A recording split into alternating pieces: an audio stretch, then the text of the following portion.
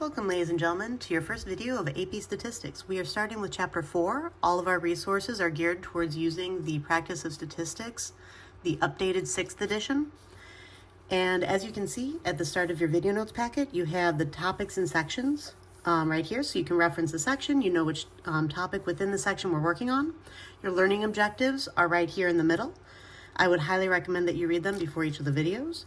All right, so today, day 1, we will be, by the end of the video, you will be able to identify the population and sample in a statistical study, and you'll also be able to identify voluntary response samples and convenience samples.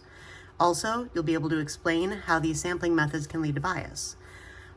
Off on the right, you can see the assignment that you will be working on in class with your classmates the following day. All right, the goal of a flipped classroom is for you to complete most of the instruction at home and most of the actual practice in class with your classmates and your teachers so that we can help you. All right, so let's go ahead and get started. So, 4.1 Day 1, Sampling and Surveys. You can read much of this information on pages 249 to 253 in your textbook. And our first question is, what's the difference between a population and a sample? And then what's a census? Now I'm going to go ahead and reveal the definitions to give you time to write everything down, but I'm going to talk us through this. I've pre-written all of this information so that you don't have to wait for me to finish writing because I write slowly, and when I try to write fast, it's often illegible.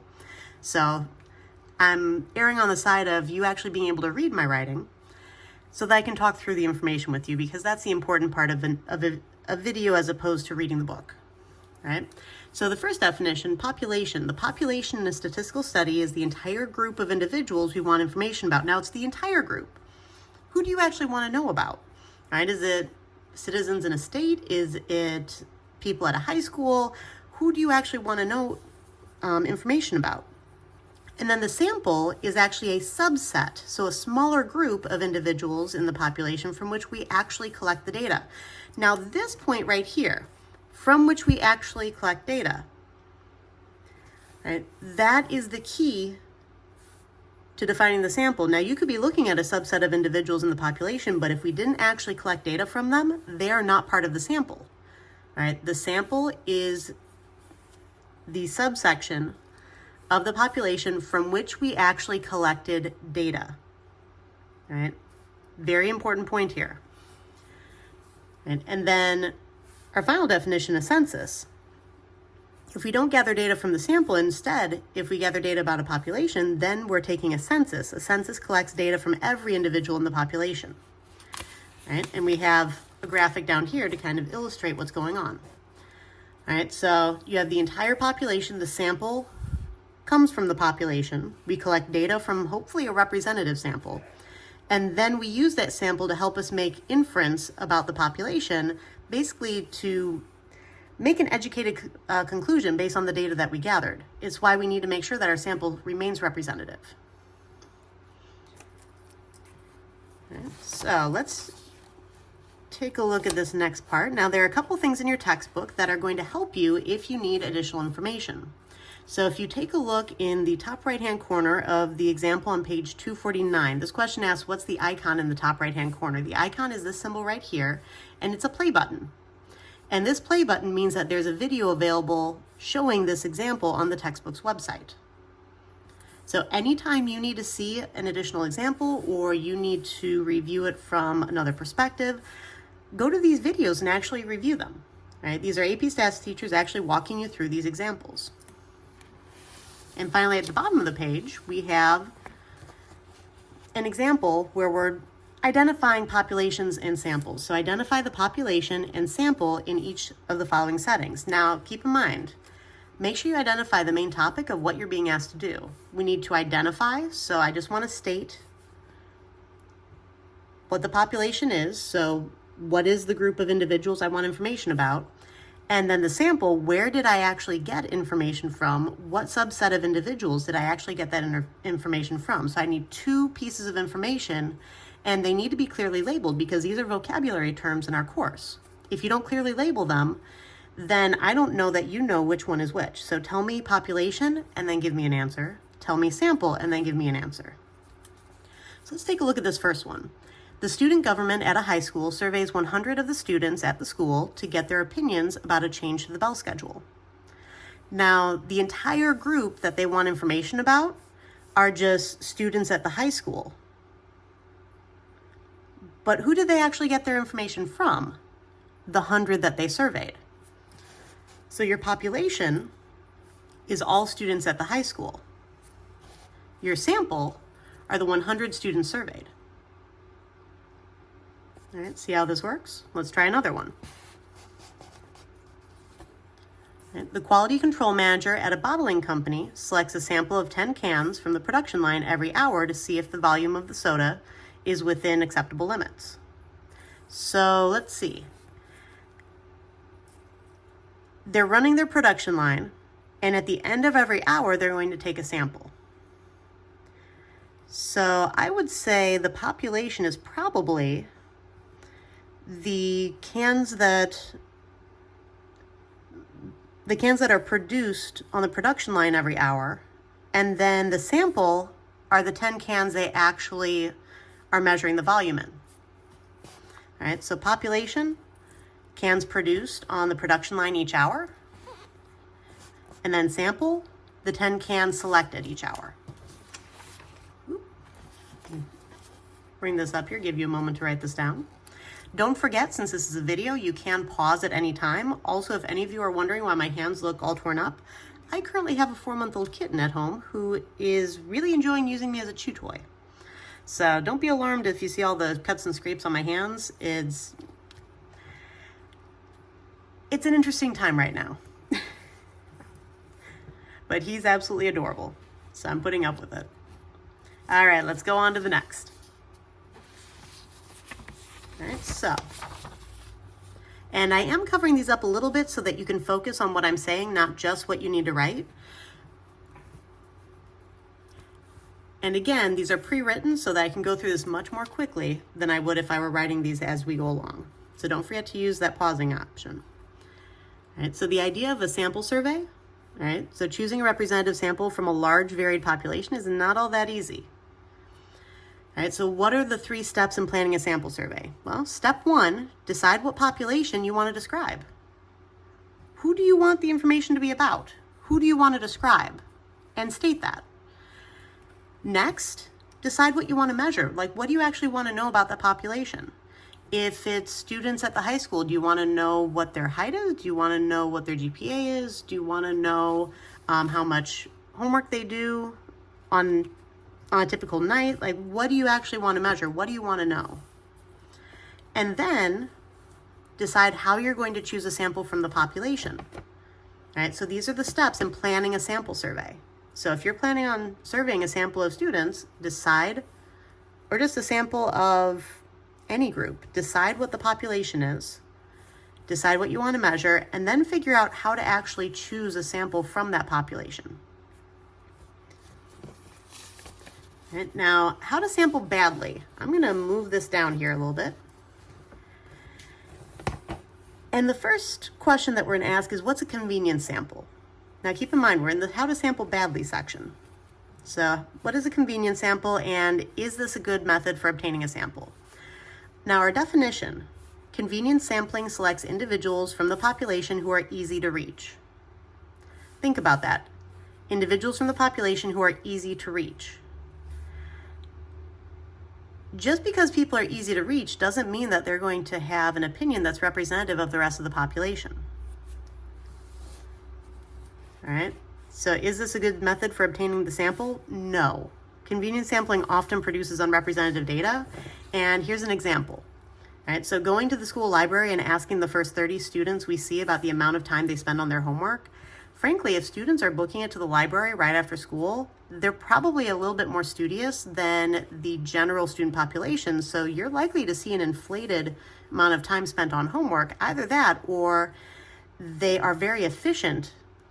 They might be more efficient than the rest of the student population in completing their homework. So it could actually go kind of either way, but when you factor in students who just don't do their homework at all, hopefully none of you are like that, but when you factor in students who don't do their homework at all, then asking the first 30 students you see at the school library, how much time they spend on their homework, it's probably going to be an inflated amount because of the audience that you're asking. It's not likely to be representative of the entire student population. Now, this is an example of bias. And so what is bias? All right, the definition of bias is that the design of a statistical study shows bias if it is very likely to underestimate or overestimate the value that you want to know. Let's go through that again. Design of a statistical study shows bias if it's very likely to underestimate or overestimate the value that you want to know. Underestimate means that the estimate that you're getting from your study is below what the true value really is. Overestimate means that the value from your study is higher than the true number actually is. The true number is actually lower than an overestimate. Now, this is an AP exam tip from your textbook. I highly recommend that you read all AP exam tips that are in your book, also in your packets here. They explain what's actually expected of you on the test itself, and it's really important to practice this as you're working through problems in your assignments. So if you're asked to describe how the design of a sample survey leads to bias, you're expected to do two things. First, describe how the members of the sample might respond differently from the rest of the population. Second, explain how this difference would lead to an underestimate or overestimate. And so this part right here is the tip. This is an example. So suppose you were asked to explain how using your statistics class as a sample to estimate the proportion of all high school students who own a graphing calculator could result in bias. You might respond that this is a convenience sample. All right, so we're stating what type of error in design it is. So this is just the name of the error, but how does it actually lead to bias? All right, it would probably include a much higher proportion of students with a graphing calculator than in the population at large because a graphing calculator is required for the statistics class. So this method would probably lead to an overestimate of the actual population proportion, meaning the estimate that we get from our convenience sample is higher than the true population proportion. And if your sample proportion is higher, it's an overestimate of the true proportion that we're working with. Okay. So moving along. Another type of bad sampling that people often try is a voluntary response sample. So what is a voluntary response sample, and is this a good method for obtaining a sample? Again, we're in the bad sampling methods section, so you can probably figure out this answer for yourself, but the why is the reason that we're asking this question. So for our definition, voluntary response sampling allows people to choose to be in the sample. Let me make sure I'm actually in frame. Choose to be in the sample by responding to a general invitation. Right, so people get to choose to be in the sample. When we were doing the convenience sample, we were still choosing who was in our sample. We weren't really giving them a choice to accept or decline a more basic invitation. If we send out an invitation to the entire student population and say, answer the survey, then that's voluntary response sampling. If we go up to specific individuals and don't give the rest a chance to be part of the sample, then we're choosing. Right? So the key component of this is it allows people to choose to be in the sample by responding to a general invitation. Now, is it a good method? No. Voluntary response sampling attracts people who feel strongly about an issue and who often share the same opinion, and that leads to bias. Now, in addition, it often attracts people who feel strongly about an issue and the current status quo, the current state of affairs, does not reflect their opinion on the issue. If the current state of the issue is what they already agree with, they're less likely to offer their opinion. Right? So this often leads to bias, in other words, an overestimate or an underestimate of the true proportion in the population who believe a certain way. Now, an example of this, most internet polls a lot of call-in, text-in, write-in polls. They rely on voluntary response sampling. You'll actually see this in the news a lot. They'll say, call this number or text this number to answer blah, blah, blah. And then they'll report it as news. That's actually really irritating and frustrating because they're reporting something as news that is a biased measure. Just due to how they did the sampling, it's a biased measure, and they're reporting it as news, stating most Americans believe, or such and such percent of Americans believe.